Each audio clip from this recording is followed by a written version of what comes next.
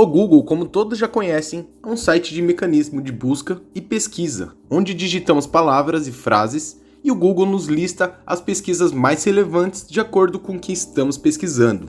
Mas tem o outro lado do Google que provavelmente você não conhece. Você sabia que o Google possui jogos e ferramentas secretas, além de um lado bem brincalhão e cheio de animações? Como por exemplo, digite legalmente loira e faça uma pesquisa. Repare que tem um ícone de uma bolsa se mexendo. Você já pensou em clicar para ver o que acontece?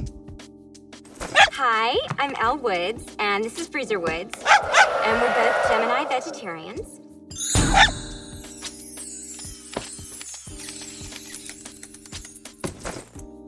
What? Ou digite Do a Barrel Roll, que significa faça um ioiô. Você também pode digitar a palavra Play Snake para jogar o famoso jogo da cobrinha, o clássico dos jogos dos celulares antigos da Nokia.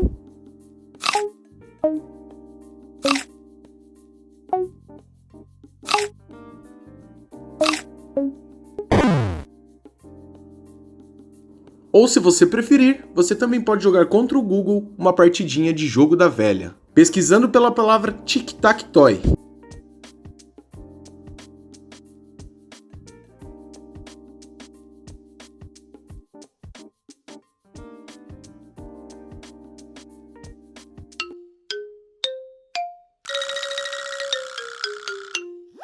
E se bateu aquela fome e você está indeciso entre comer pizza ou comer um lanche, que tal decidir no cara e coroa?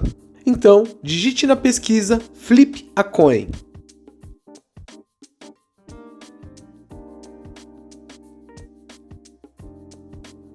Também tem pessoas que preferem jogos de cartas. Experimente pesquisar por paciência para jogar aquela partidinha. E para finalizar o vídeo parte 1 das dicas secretas do Google, digite DVD Screensaver. E a logo do Google irá imitar a proteção de tela dos DVDs antigos. Espero que você tenha gostado desse vídeo trazendo jogos e ferramentas escondidas no Google. Se vocês gostaram desse vídeo, deixe o seu like para eu estar trazendo a parte 2. E não se esqueça de compartilhar essa dica com seus amigos. Obrigado para você que assistiu e até o próximo vídeo.